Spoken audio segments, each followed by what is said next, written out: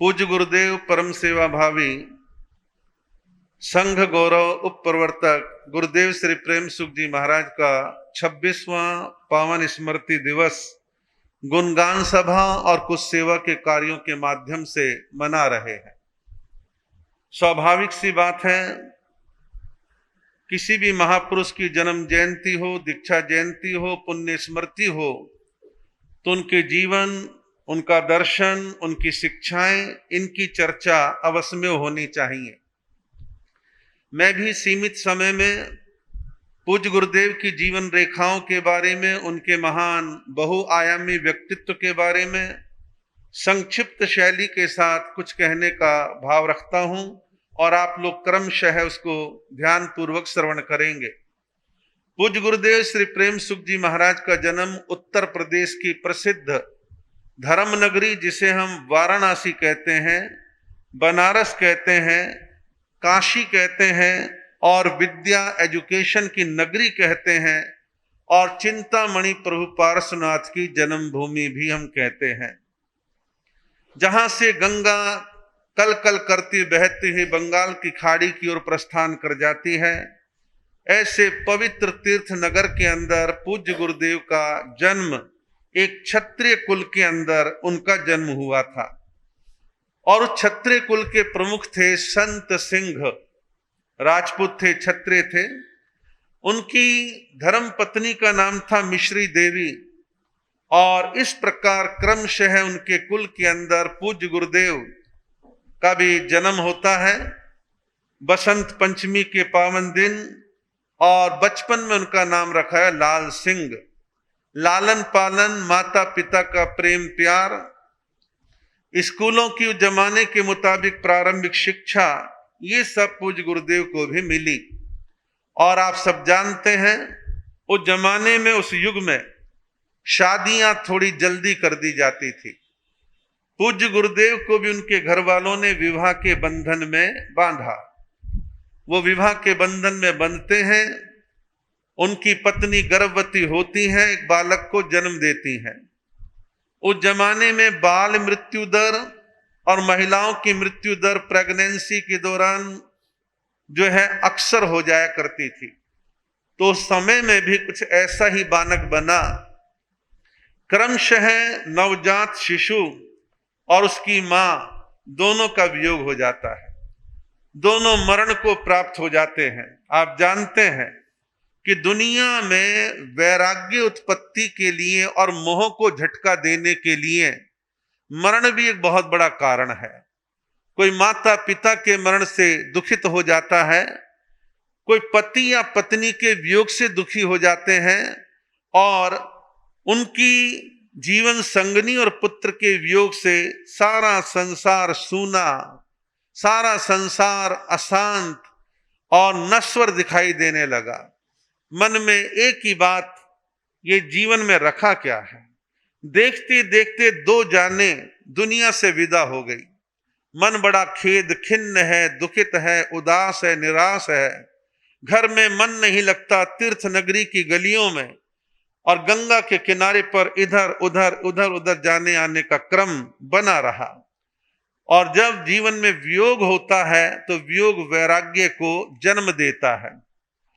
संयोग की बात है, जैन जगत के महान प्रकांड विद्वान और स्थानकवासी परंपरा और श्रमण संघ के मूर्धन्य संत, राष्ट्र संत कवि उपाध्याय अमर मुनि जी महाराज, वो उन दिनों बनारस में थे, और बनारस में उनकी विद्वता को देखते विद्वत समाज ने उनसे आग्रह करा कि बनारस में गंगा के घाट पर इनके प्रवचन होने चाहिए।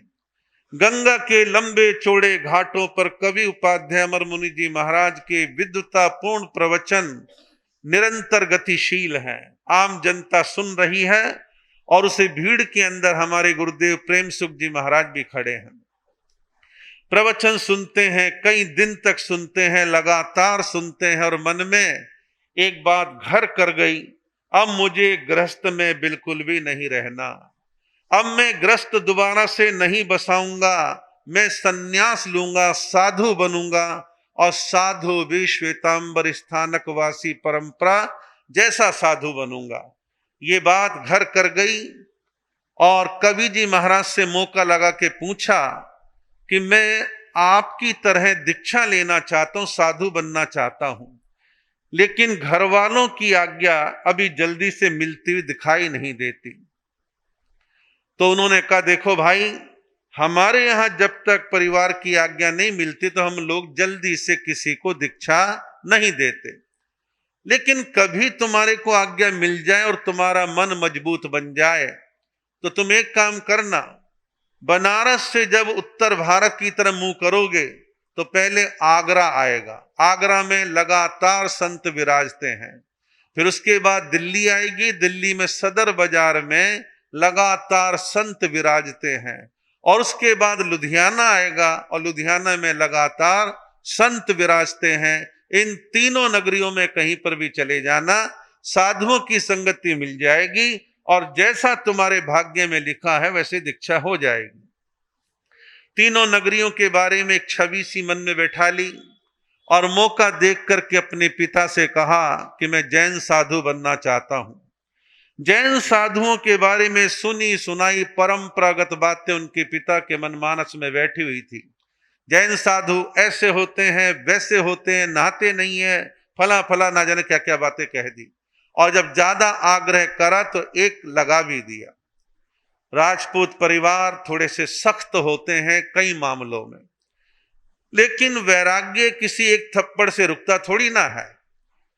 वो तो कमरों के अंदर भी वैरागियों को बंद करके रखा अपने अपने युगों में, तो तब भी वो निकल चले।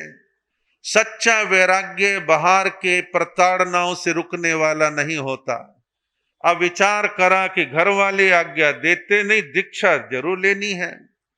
ट्रेन पकड़ी और दिल्ली का टिकट लिया और दिल्ली के लिए चल दी। सदर बाजार डिप्टीगंज का जैन स्थानक, 4 मंजिली स्थानक। पूछते पूछते ढूंढते ढूंढते वहां पहुंचे हैं। देखा कि लिखा तो है जैन स्थानक। एक आधे से पूछा, ऊपर की मंजिल में गए। ऊपर एक बड़ा सा हॉल, और हॉल के बीच में एक पाटा, और पाटे पर विराजमान है बाल ब्रह्मचारी स्थिर पद विभूषित श्रमण संघ बनने से पहले तत्कालीन प्रवर्तक स्वामी श्री भागमल जी महाराज। भागमल जी महाराज, गेहुआ रंग, भव्य ललाट। उनको देखा, जाते मस्तक झुका दिया और एक कोने में बैठ गए। कहा, कौन है, कहां से आया? नाम बताया, मैं बनारस से आया हूं। अच्छा, बनारस, बनारस के जो ठग होते हैं भाई। बोला जी, मैं ठग हूं या क्या हूं, आप जानी जान है, आप खुद मेरे को देखो, जानो, परखो। कैसे आया? मैं साधु बनने की भावना से आया हूं। किसने कहा? कवि जी महाराज के बारे में बतला दिया। अच्छा अच्छा, ठीक है। नाम, गांव, ठिकाना, परिचय, घर के हालात, परिस्थिति, कैसे क्या आना हुआ, सब बातें संक्षेप में हुई और कहा कि ठीक है, अभी हम तुम्हारे को दीक्षा देने का कोई वायदा नहीं करते। अभी हम तुम्हें देखेंगे, जांचेंगे, परखेंगे, तुम्हें पढ़ना होगा, फिर देखेंगे कि दीक्षा देनी नहीं देनी। ठीक है जी। प्रतिक्रमण याद करवाना शुरू कर दिया और कहा कि देखो, तुम्हें खाना खाने के लिए गृहस्थियों के घर में जाना है और ध्यान रखना, गृहस्थी के घर में खाना झूठा छोड़ करके नहीं आना। उस जमाने के एक श्रावक ने पूज्य गुरुदेव की 2 परीक्षा ली। एक दिन खाने में नमक मिर्च ज्यादा ठोक दिए और एक दिन अलूना छोड़ दिया, आइमबिल की तरह। और गुरुदेव ने दोनों ही खाने किसी प्रकार नीचे उतार लिए, खा लिए और स्थानक में आकर के भागमल जी महाराज से खाने की कोई शिकायत नहीं करी। श्रावक आए, बोले महाराज, बैरागी जी कुछ खाने वाने की कोई शिकायत तो नहीं कर रहे थे? कहा कि नहीं भाई, कोई उन्होंने शिकायत नहीं करी, वो तो आए और अपना पढ़ाई लिखाई में लग गए। बोले ठीक है महाराज, मेरे अपने अनुसार जो वैरागी स्वाद विजय में ठीक है, रसना इंद्रिय को काबू में रख सकता है, तो आप दीक्षा दे सकते हैं। बोले ठीक है ठीक है। समय बीता, प्रतिक्रमण याद हो गया, कुछ और अध्ययन हो गया और बुराड़ी ग्राम के अंदर सादगी पूर्ण तरीके से बड़ के पेड़ के नीचे दीक्षा हो गई। और इस प्रकार से दीक्षा संपन्न होने के बाद गुरु चरणों में रहने लगे। हमारे जेपी त्रिपाठी जी, ज्ञान मुनि जी और कई संतों ने, ज्ञान मुनि जी भागमल जी महाराज के पौत्र शिष्य थे, अर्ध शतावधानी पंडित रत्न श्री त्रिलोकचंद जी महाराज के शिष्य है। उनके पास प्रारंभिक अध्ययन किया, अपने आप को सेवा में लगा दिया, और संयोग की बात पंजाब प्रवर्तक श्रमण संघ बनने के बाद पंजाब प्रवर्तक पंडित श्री शुक्ल चंद्र जी महाराज दिल्ली पधारे। भागमल जी महाराज के पास पहुंचे, वंदन नमन चर्चा वार्ता हुई, और पंडित जी महाराज ने कहा भागमल जी महाराज से कि मैं राजस्थान में श्रमण संघ का सम्मेलन और आचार्य आनंद ऋषि जी महाराज को आचार्य पद का चादर समारोह अजमेर में आयोजित होने में वहां जा रहा हूं। पंडित शुक्ल चंद जी महाराज के साथ महेंद्र मुनि जी महाराज, हमारे प्रवर्तक श्री सुमन मुनि जी महाराज, श्रीचंद जी महाराज, कई संत थे। तो भागमल जी महाराज ने कहा, पंडित जी महाराज आप राजस्थान जा रहे हो, मेरे पास मुनि प्रेम सुख जी ने अभी नई नई दीक्षा ली है, भाई मैं तो यहाँ पर थानापति हूं और मैं चाहता हूं कि अब ये नए संत हैं जाएं आपके साथ, अजमेर सम्मेलन देखें, आचार्य पद चादर समारोह देखें, संत समाज से परिचित हों, आप इनको भी लेके जाएं। बोले कोई बात नहीं। हमारे गुरुदेव श्री प्रेम सुख जी महाराज पंडित शुक्ल चंद जी महाराज के साथ दिल्ली, अलवर, जयपुर होते हुए अजमेर पहुंचते हैं, और वहां पर चादर समारोह आचार्य श्री आनंद ऋषि जी महाराज का साधु सम्मेलन दोनों संपन्न होते हैं।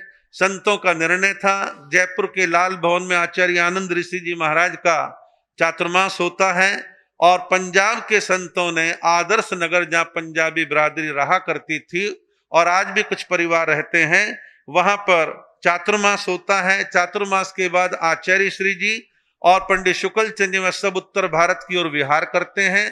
आचार्य आनंद ऋषि जी महाराज को थोड़ा सा घूम के आना था, इतने हमारे पंजाब के प्रवर्तक श्रद्धे शुक्ल चंद जी महाराज बाकी संतों के साथ पधारते हैं, और आचार्य आनंद ऋषि जी महाराज के अंबाला में स्वागत अभिनंदन की तैयारियां करते हैं।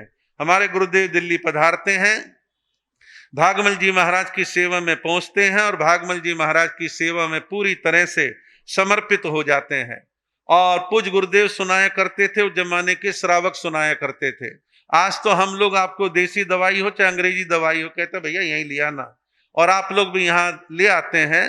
उस जमाने में एक एक दवाई के लिए घरों में जाना पड़ता था, और बीमार संत, बड़ी उम्र के संत थे भागमल जी महाराज, उनकी सेवा, कपड़े धोना, पानी लेकर के आना, कई कई बार जाना, गोचरी को जाना, सदर बाजार के 3-4 मंजिली ऊंचे स्थानक, खड़ी सीढ़ियां, एक दिन में 18-20 चक्कर पूज्य गुरुदेव के लगते थे।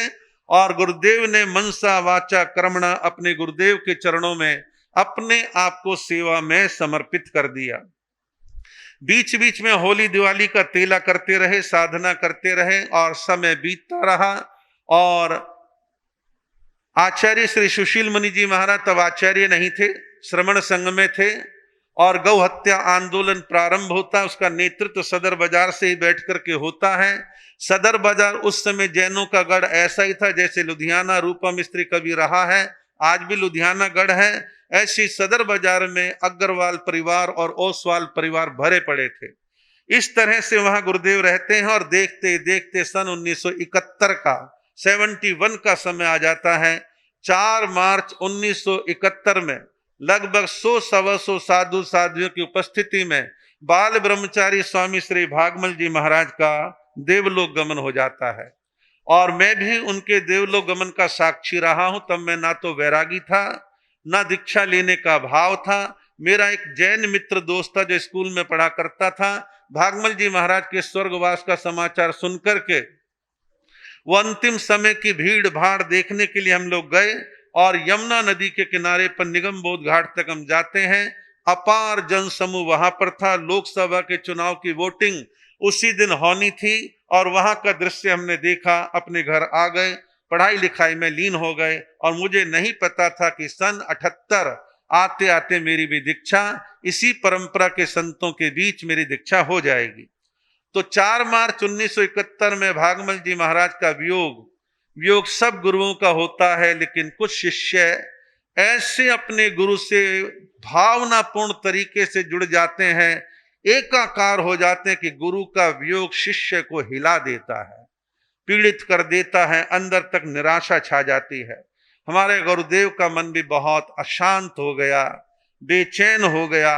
अब गुरु के बिना क्या जीना, मन में कई प्रकार की निराशाजनक बातें आई, मन को संभाला और श्रावकों ने भी सपोर्ट किया और संतों ने भी सपोर्ट किया। पंडित त्रिलोकचंद जी महाराज, उनके शिष्य का तो भागमल जी महाराज के सामने ही बहुत पहले देवलोक गमन हो गया, सन 64 के आसपास उनका देवलोक गमन हो गया था। अब इधर जो है हमारे गुरुदेव और एक थे ज्ञान मुनि जी महाराज, जिनका कुछ साल पहले दिल्ली जैन भवन में दिल्ली शास्त्री पार्क में स्वर्गवास हुआ। तो दोनों सन दिल्ली से चलते हैं सोनीपत की तरफ कि दिल्ली बहुत रह लिए हैं, अब बाहर विचरण करना चाहिए।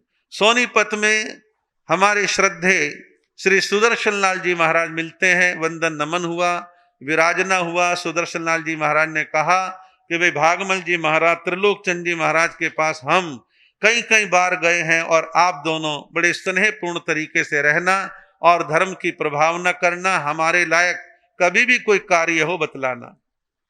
कुछ समय विराजने के बाद सोनीपत से यमुना नदी पार करके यूपी में प्रवेश करते हैं। टटीरी मंडी, जिसे अग्रवाल मंडी भी कहते हैं, बड़ौद के पास मेरठ से पहले, वहां विराजे हैं। लेकिन साथ ही संत का मन को दिल्ली की तरफ प्रभावित हो गया और वो दिल्ली के लिए चल देते। हमारे गुरुदेव कुछ समय के लिए अकेले हो गए। अकेले हुए, मनोबल ऊंचा था, संयम के प्रति समर्पण था। मेरठ में विराजमान श्रद्धे फूलचंद्र जी महाराज, शांति स्वरूप जी महाराज, इनको मालूम पड़ा, उन्होंने श्रावक भेजे और गुरुदेव से कहा कि किसी प्रकार घबराने की आवश्यकता नहीं है, आप मेरठ आ जाओ और यहाँ पर हम काफी समय से विराजित हैं, स्थानापति हैं, आप यहीं पर आओ। और गुरुदेव मेरठ चले जाते हैं। सन 71, 72, 73 3 साल मेरठ में विराजते हैं, अपना आध्यात्मिक विकास करते हैं और एक वैरागी का योग लगता है, उसकी दीक्षा होती है, वो कुछ समय तक रहता है, फिर एक और दीक्षा होती है। इस प्रकार ये सारे क्रम चलते रहे।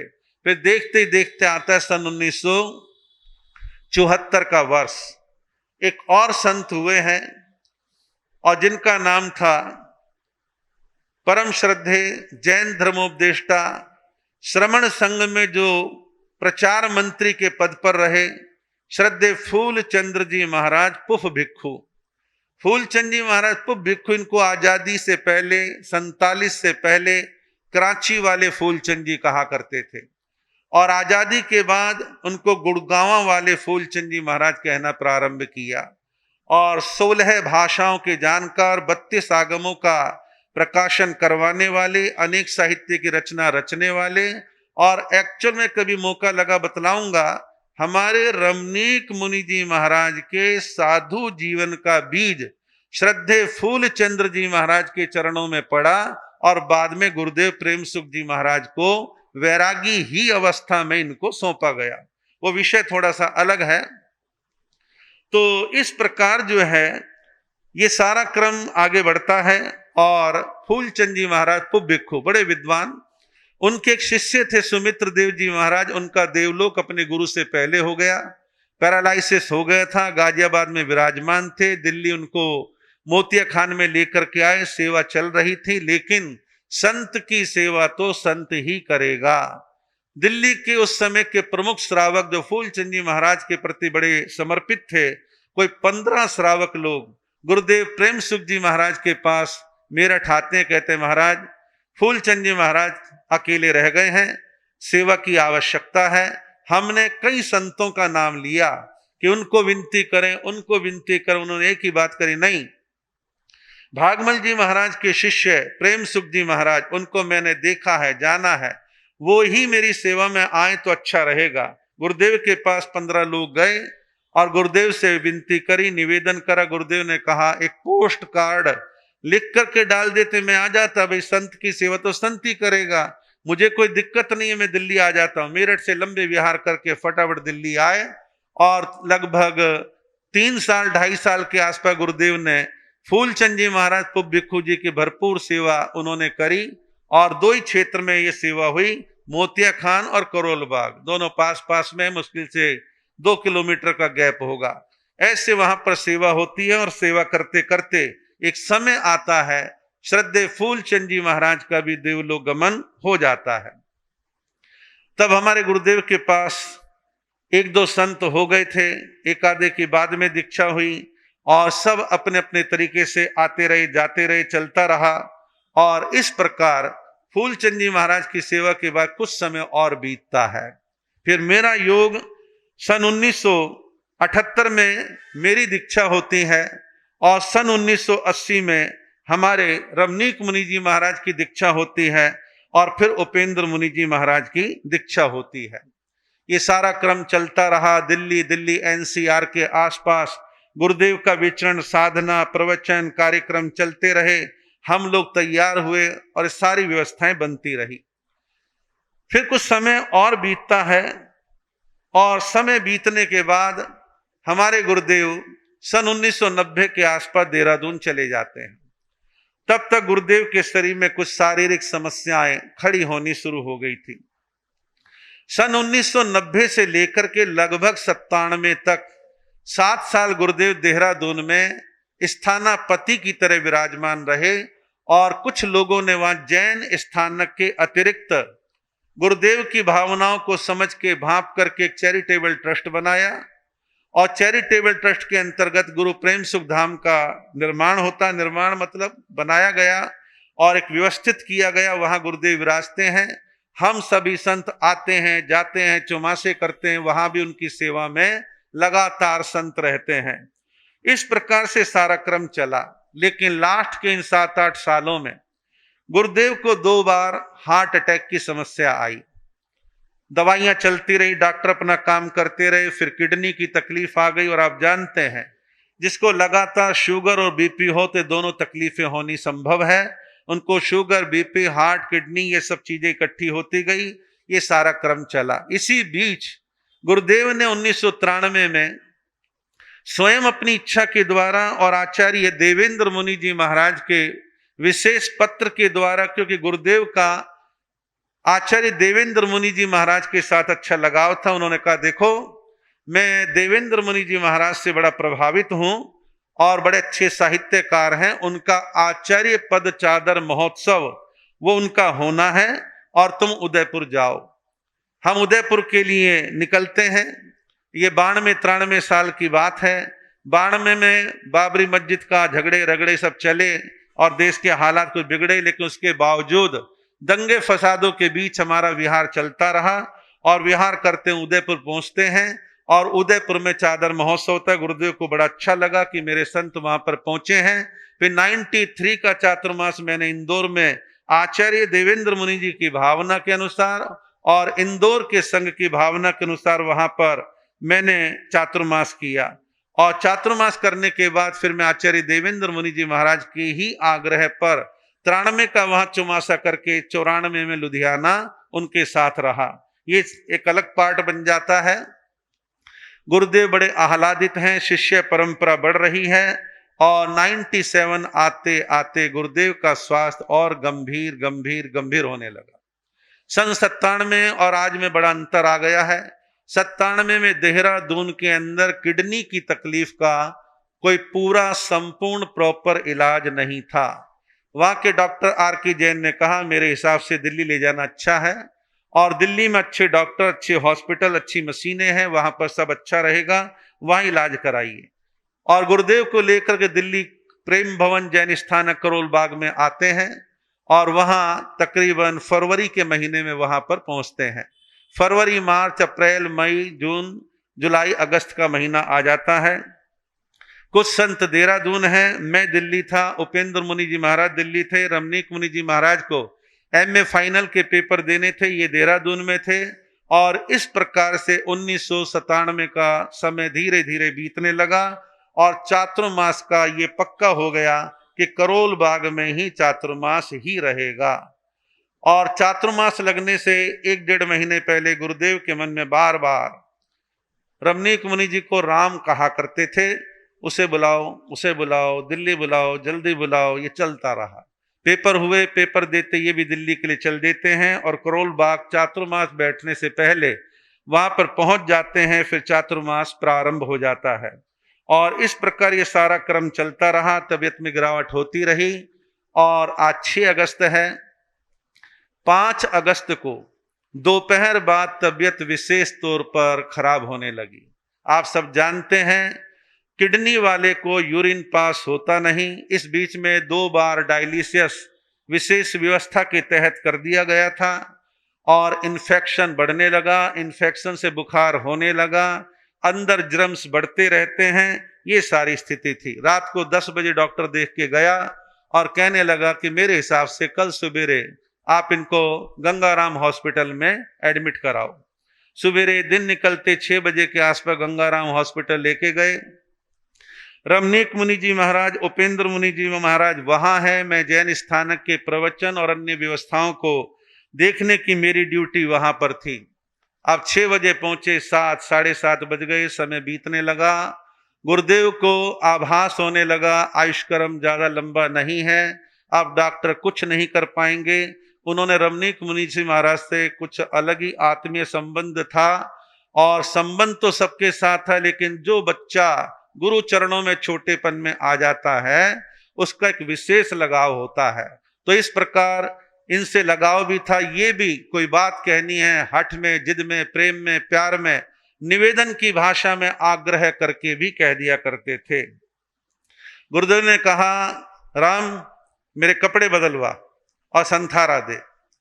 इन्होंने कहा, गुरुजी जल्दी ना करो, डॉक्टर आने वाले हैं, 9 बजते बजते डॉक्टर आ जाएंगे और इलाज होगा, आप ठीक हो जाओगे, पहले भी तो ठीक हुए हो। नहीं नहीं, अब कुछ नहीं होगा। इनके एक आध बार आग्रह से फिर चुप हो गए। फिर आधे घंटे के बाद फिर आग्रह करा, कपड़े बदलवा और संथारा दे। कहा कि अभी और रुक जाओ, थोड़ा वेट कर लो, मैंने बात करी है, डॉक्टर आने वाले हैं। तीसरी बार जिद और हठ और आग्रह और दबाव की भाषा में कहा, या तो संथारा करवा, नहीं तो मैं अपना आप ले रहा हूं। सारे हालात को देख करके इन्होंने उनके वस्त्र परिवर्तन करवाए, संथारा दिया। संथारा कितना चला? आप मोटा मोटा आधा घंटा मान लो, 7:45 से 8:15 सुबह का समय, 7:45 से 8:15। मैंने 8:15 बजे करोल बाग स्थानक में धम्मो मंगल मुक्की ठम की गाथा बोली ही थी। इतने फोन खड़क गया कि गुरुदेव का देवलोक गमन हो गया, संथारा सहित देवलोक गमन हो गया। अब देवलोक गमन के बाद तो समाचार चहुं और फैल गए। चातुर्मास का समय था। पूज्य कुंदन ऋषि जी महाराज, उपाध्याय प्रवीण ऋषि जी महाराज त्रिनगर में थे। हमारे प्रकाश मुनि जी महाराज भी शायद शालीमार बाग में थे, और भी बहुत सारे साधु साध्वी। फटाफट समाचार चारों तरफ फैल गया, प्रवचन बंद हो गए। साधु साध्वी और श्रावकों का समूह करोल बाग स्थानक की ओर बढ़ने लगा। विशाल जन सैलाब वहां पर उमड़ने लगा। पूज्य गुरुदेव का अंतिम संस्कार की तैयारियां चलने लगी। दिल्ली में बैंड बाजे कम पड़ने लगे। लोग इतने भावनाओं से जुड़े हुए थे, आस्थाओं से जुड़े हुए थे।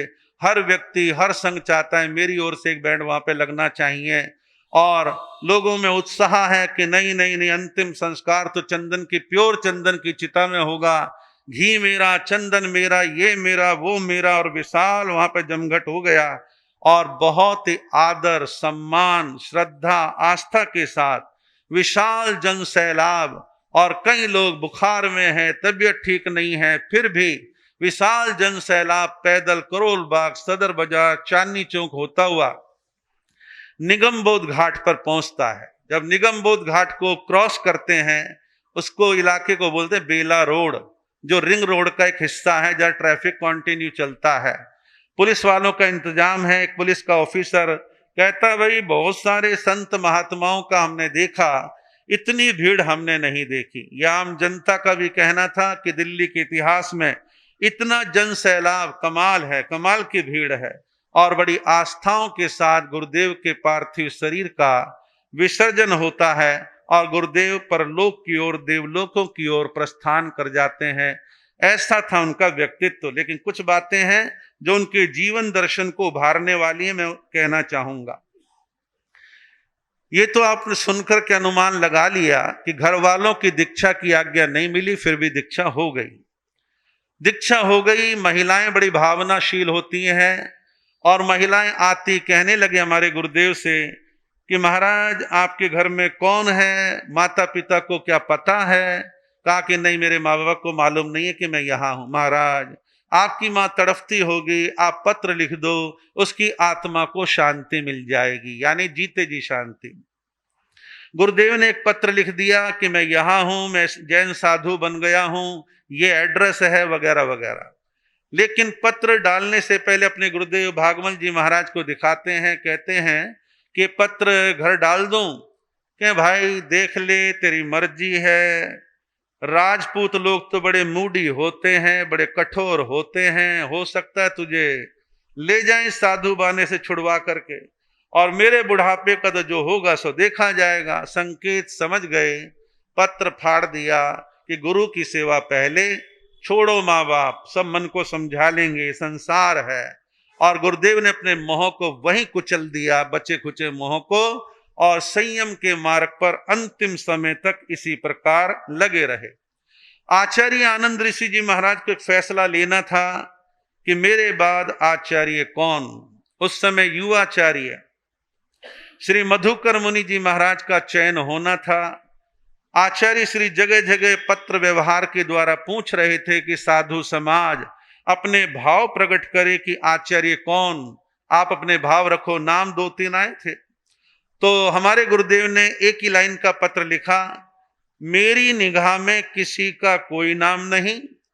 आप कल के नवदीक्षित साधु को भी यदि आचार्य बना, हालांकि नवदीक्षित को बनाया नहीं जाता, बात की बात है, यदि नवदीक्षित को भी बना दोगे तो मैं तो उसको भी अपना आचार्य मान लूंगा। यानी आचार्य सुपर पावर है, आपका निर्णय ही सबसे बड़ा निर्णय है।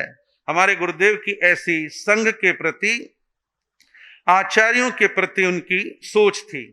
गुरुदेव को सर्वाधिक प्रिय क्या था? कदाचित धनवान व्यक्ति, विद्वान व्यक्ति उतना प्रभावित ना करता, लेकिन उनको सबसे ज्यादा सामायिक करने वाला प्रिय था। तपस्या करने वाला व्यक्ति प्रिय था। जब वो जाप बैठाते थे, 6-6 घंटे जाप देने, 4-4 घंटे कंटिन्यू जाप देने, खड़े होके जाप करना है, तो लोग नाम लिखाते, उनसे बड़े खुश होते थे। वो व्यक्ति कितना ही गरीब हो, कैसा ही क्यों ना हो, उसके प्रति उनका एक विशेष प्रेम भाव उमड़ा करता था। गुरुदेव अक्सर मेरे को, रमणीक मुनि जी महाराज को, हमको, क्योंकि शुरू में हमारी दीक्षा हुई, कहा करते थे, अरे भाई मैं तो अपने गुरु की सेवा में आते लग गया, जितना मैं पढ़ना चाहता था नहीं पढ़ पाया, लेकिन तुम्हारे को जरूर पढ़ना है। हमारा अंतराय टूटा हुआ था, गुरुदेव की कृपा थी, हमें एक ऐसे विद्वान व्यक्ति मिले, गृहस्थी विद्वान, जो गृहस्थ में रहते हुए साधु की तरह थे, त्यागी थे, निर्लिप्त थे। श्री J.P. त्रिपाठी, जगत प्रसाद त्रिपाठी, प्राकृत, संस्कृत, गुजराती, मराठी, हिंदी साहित्य, जैन आगम, तत्व ज्ञान, दर्शन का विषय, ज्योतिष, आयुर्वेद, सबके ज्ञाता थे। उन्होंने हमारे को अनेक वर्षों तक पढ़ाया।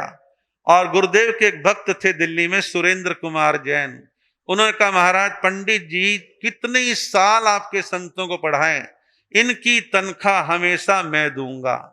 और उन्होंने लास्ट टाइम तक लगातार उनकी तनख्वाह के काम को निभाते रहे और हमारे को पढ़ाई पर जोर दिया। उसका प्रणाम है। आज 2 शब्द आप लोगों के सामने हम लोग बोलने में समर्थ हैं, चीजों को समझते हैं, तो इस प्रकार की स्थिति है।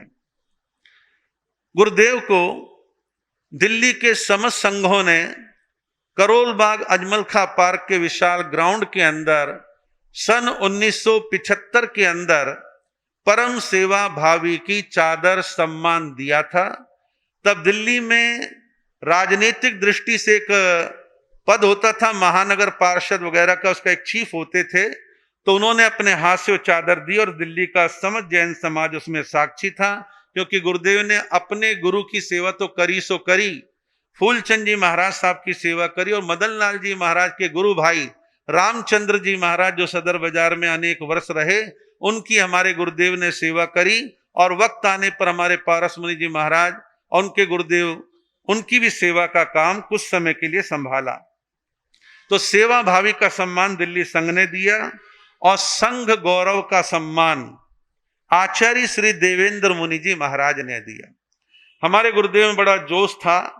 पानीपत आचार्य देवेंद्र मुनि जी महाराज का चातुर्मास संपन्न होने के बाद मेरे से कहा, तूने लुधियाना उनके साथ चातुर्मास किया, उनको देहरादून बुलाना है। मैंने आचार्य श्री से निवेदन करा, गुरुदेव के भाव बतलाए, बोले हाँ हाँ मैं जरूर आऊंगा।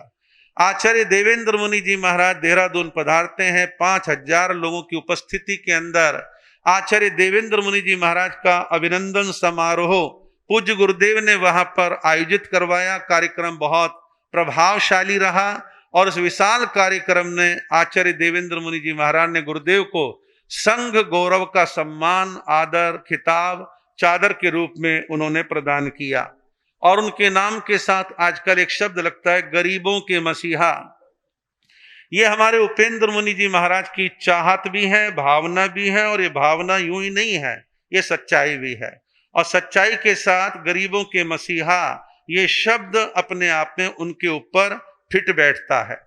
हमारे गुरुदेव की एक खासियत मैंने और देखी, बड़े बड़े लच्छेदार प्रवचन देने वाले दार्शनिक विद्वान साधु कदाचित किसी का दुर्व्यसन छुड़वाने में उतने सफल ना हो जितना गुरुदेव बड़े सहज तरीके से उनके समझाने का तरीका, जैन आए अजैन आए, जैनों में किसी भी परंपरा का आए, बड़े प्यार से पूछते हैं, हाँ भाई दारू पीता है, अंडा खाता है, नॉनवेज खाता है, पकड़ में आ गया, इतने प्यार से बिना आग्रह के समझाते थे।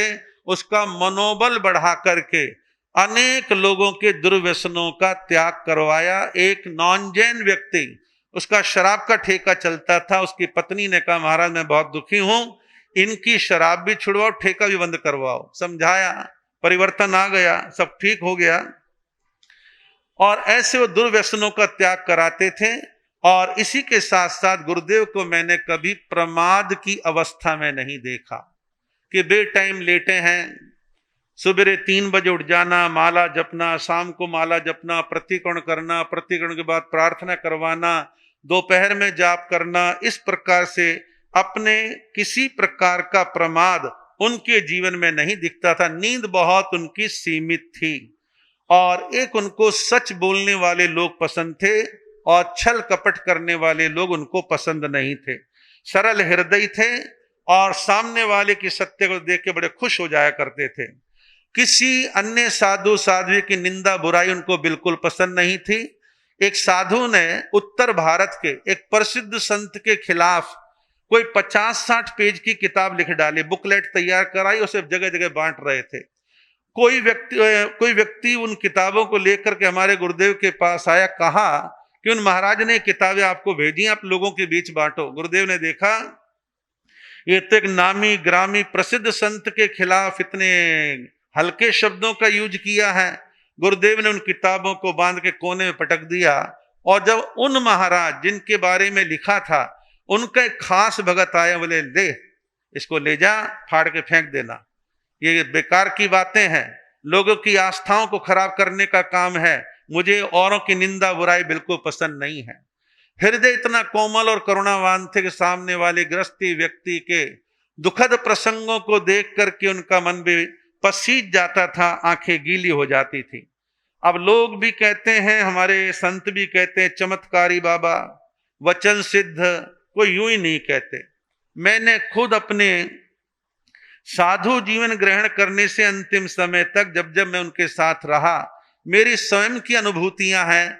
अनेक चमत्कार ऐसे थे जो मुंह से निकाल देते थे, वो होता था। मेरे जैसा तार्किक और ज्ञान विज्ञान को मानने वाला व्यक्ति कहता है गुरुजी क्या कह रहे हैं, वो कह रहा है कि अल्ट्रासाउंड की रिपोर्ट ये कह रही है, गुरुजी अलग ही बात कह रहे हैं। लेकिन कुछ दिनों के बाद अल्ट्रासाउंड की रिपोर्ट फेल और गुरुजी का कहा हुआ सत्य है। किसी व्यक्ति के 3-3, 4-4 बेटियां हो गई, अब तो थोड़ा बेटा बेटी के मामले में लोग नॉर्मल हो रहे हैं, तब ज्यादा जज्बाती थे। तो कई लोग आते थे, हमारा 3-4 बेटियां हो गई, एक आधा तो ऑपरेशन कराने के लिए मंगली सुनने आया, फैमिली प्लानिंग करानी है, आश्वासन दिया। 1 साल के बीच तेरे बेटा ना हो जाए मेरा नाम बदल दियो, ऐसे बोलते थे वो, मुट्ठी ठोक के बोलते थे। और आश्चर्य कि वो सारी बातें पूरी होती दिखाई देती थी। अनेक लोग हैं, अभी ताजा ताजा बात है, मुझे नहीं पता था। एक बच्चा कोई हफ्ता भर पहले जगरावा से आया, वहां के धर्मपाल जी शायद प्रधान हैं या सेक्रेटरी है मालूम नहीं, धर्मपाल जी का बेटा, उसकी पत्नी थी, और कहने लगा महाराज मैंने भी प्रेम सुख जी महाराज के दर्शन किए। मैंने कहा यंग बच्चा तेने कहाँ दर्शन कर लिए भाई, पंजाब तो कभी आए नहीं। बोला जी एक बार हमारे लोग बाग बस लेके मंसूरी जा रहे थे, मालूम पड़ा कि देहरादून प्रेम सुख धाम में गुरुदेव विराजमान हैं। सारे लोग दर्शन करने के लिए वहां पहुंच गए। मैं बच्चा था, कोने में बैठा हुआ था, मेरे गले पर एक पट्टी बंधी हुई थी और गुरुदेव ने दूर से देखा, मेरे को कहा, आ गया इधर आ, तेरे गले में क्या तकलीफ है?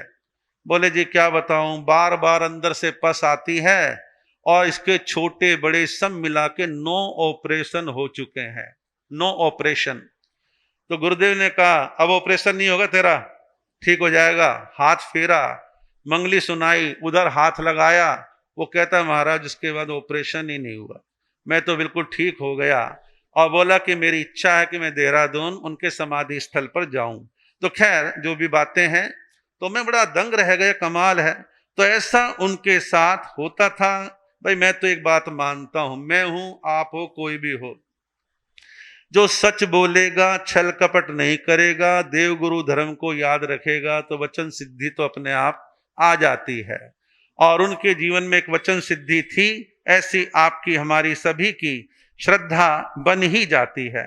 और एक खूबी और मैंने और देखी, कभी श्वेतांबर दिगंबर मंदिर मार्गी तेरापंथी, हिंदू मुस्लिम सिख ईसाई जैन बौद्ध कुछ नहीं, मैं तो देखता था सभी कौम जाति बिरादरी के लोग आते थे, वही प्रेम पाते थे जो सबको बराबर मिलता था और सबको अपना स्नेह लुटाया करते थे। ऐसी विराट भावना उनके जीवन में थी।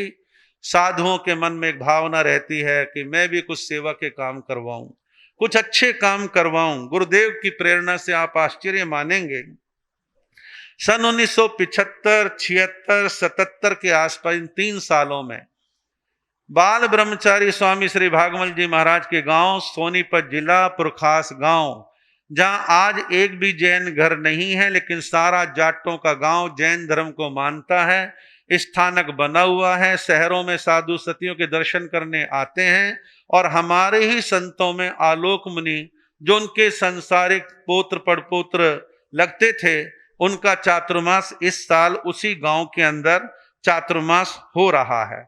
पुरखास गांव में उन्होंने अपने गुरुदेव के नाम से उस जमाने में हॉस्पिटल बनवाया। Construction area 3 lakh square foot, 3 lakh square foot का जो है हॉस्पिटल का निर्माण कार्य कराया और कई सालों तक जैन समाज ने चलाया। जब जैन समाज थक गई तो उस हॉस्पिटल को गवर्नमेंट को दिया गया। नाम आज भी भागमल जी महाराज का चलता है और वो हॉस्पिटल हरियाणा सरकार के द्वारा चल रहा है।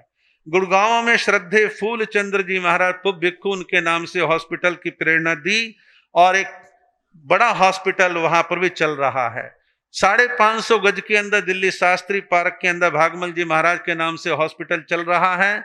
दिल्ली लक्ष्मी नगर के अंदर फूलचंद जी महाराज के नाम से एक डिस्पेंसरी वहां पर अच्छे ढंग से चल रही है। 2-4 क्षेत्रों में जैन स्थान बनवाए और उनके स्वर्गवास के बाद दिल्ली में मैंने इंजीनियरिंग कॉलेज खुलवाया, लेकिन कुछ 14 साल चलने के बाद राजनीतिक कारण, ट्रस्टियों के आपस के झगड़े रगड़े और वो कॉलेज बंद हो गया। लेकिन वो चला, गुरुदेव की भावना थी तो वो सब चला, जैसा भी है वो हो गया। और अपने अंतिम स्वर्गवास से पहले, कोई 15 दिन पहले की बात होगी, मैं दिन में 10, सवा 10 बजे किसी काम से कमरे में गया था। वहां 5-7 प्रमुख श्रावक बैठे हुए थे और गुरुदेव पता नहीं क्या प्रसंग चल रहा था, कहने लगे, जैसे गर्व से छाती फूलती है, कहने भाई सुन ले, ऐसे बोलते थे, मैं कल मरता हूं, आज मेरा स्वर्गवास हो जाए, मुझे कोई परवाह नहीं। मेरे 3 चेले हैं, मेरे बारे में कहा, रमनीक मुनि जी के बारे में कहा, उपेंद्र मुनि जी के बारे में कहा कि तीनों सफल हैं और तीनों व्यवस्थाओं को संभाल लेते हैं। मेरी आंखें बंद हों, मुझे कोई चिंता नहीं है। ये उनका एक सात्विक गर्व था। ऐसा सात्विक गर्व व्यक्ति के मन में होना स्वाभाविक बात है। गुरुदेव ने अपना जीवन बड़े शान के साथ जिया